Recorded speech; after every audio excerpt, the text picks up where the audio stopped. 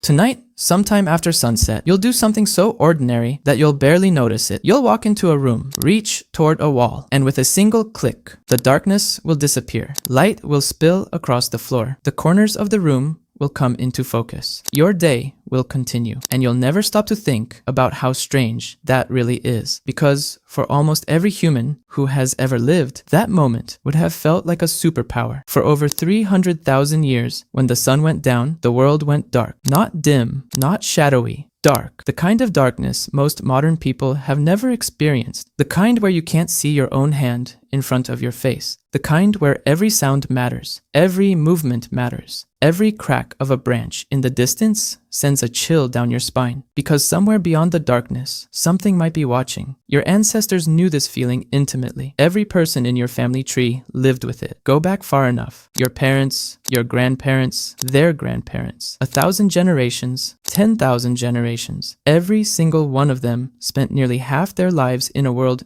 illuminated only by fire, moonlight, and stars. And yet, strangely enough, many of them may have slept better than we do. They may have felt more connected to one another than we do, and they experienced a state of mind that most modern humans never encounter at all, a state so normal for them that they didn't even have a name for it because it was simply life. To understand what we've lost, we need to start with one of the most important discoveries in human history: fire. Today, a campfire feels recreational, something you build on a camping trip, something you gather around for marshmallows and photos. But to your ancestors, fire wasn't entertainment. It was survival. Before humans learned to control fire, night belonged to predators, not people. When the sun disappeared, the rules changed. Lions hunted, hyenas hunted, leopards hunted, humans hid. Our ancestors weren't the strongest animals. They weren't the fastest. They weren't the best climbers. And they certainly weren't the best hunters after dark. Compared to most predators, human night vision is terrible. A leopard can move through darkness like it's broad daylight. A human can barely avoid walking into a tree, which meant that for hundreds of thousands of years, sunset brought danger. Then, everything changed. Somewhere in the distant past, humans learned to carry fire, protect fire, create fire. And suddenly, the darkness wasn't quite as powerful anymore. A small flame created something remarkable. A safe zone, a tiny island of light surrounded by an ocean of darkness. Inside the circle, people could relax. Outside the circle, the wilderness waited. For the first time in human history, night became usable. Not completely, but enough. Enough to talk. Enough to think. Enough to stay awake a little longer. And those extra hours may have changed our species forever. When researchers studied traditional hunter-gatherer groups, they discovered something surprising. During the day, conversations were mostly practical. Who is gathering food tomorrow? Which area has the best hunting? Who needs help? Daytime conversation was about survival, but after sunset, everything changed. People began telling stories. Stories about heroes. Stories about ancestors. Stories about spirits. Stories about impossible adventures. People laughed. They imagined. They dreamed out loud. And many researchers now believe that this is where human culture truly came alive. The campfire became humanity's first theater, its first classroom, its first place of worship. Long before books existed, long before schools existed, long before governments existed, there was the fire. And around that fire, generation after generation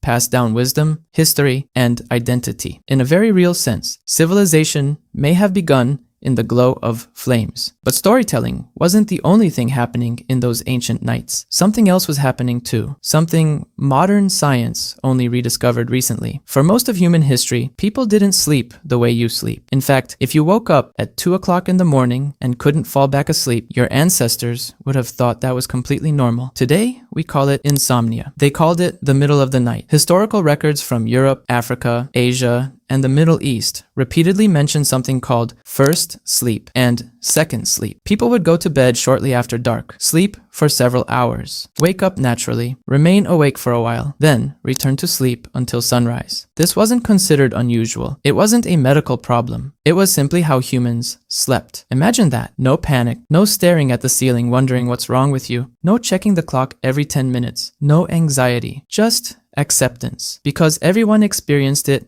And what did people do during those quiet hours? Sometimes they prayed. Sometimes they reflected on their dreams. Sometimes they talked with family. Sometimes they simply lay awake and thought about life, about the future, about people they loved, about fears they couldn't discuss during the day. The world was silent. The fire was dying. And for a brief moment, they were alone with their thoughts. Modern scientists recreated these conditions in controlled experiments. They removed artificial light, no phones, no televisions, no bright lamps, just darkness. Within weeks, participants naturally fell into the same pattern. First, sleep. Wakefulness. Second, sleep. As if some ancient rhythm had been sleeping inside them all along, waiting, buried beneath centuries of electric light. And that's when researchers discovered something remarkable. People didn't describe this period of wakefulness as stressful. They described it as peaceful, calm, reflective, almost meditative. Think about that. An entire state of consciousness may have disappeared from modern life, not because evolution changed us, because technology changed our environment. And then came the light bulb, the invention that transformed human history. Streetlights illuminated cities. Homes stayed bright long after sunset. Factories operated through the night. The darkness retreated, and humanity celebrated. For good reason. Life became safer, more productive, more convenient, but every gain comes with a cost. And this gain may have cost us our relationship with the night itself. Today, many people spend more time under artificial light than under sunlight. We stay awake hours longer than our ancestors ever could. Our nights are filled with glowing screens, notifications, streaming services, endless entertainment. The darkness still arrives, but most of us never experience it. We've illuminated every corner of our lives, and in doing so, we may have accidentally erased something essential. Because darkness wasn't just an obstacle for our ancestors. It was a space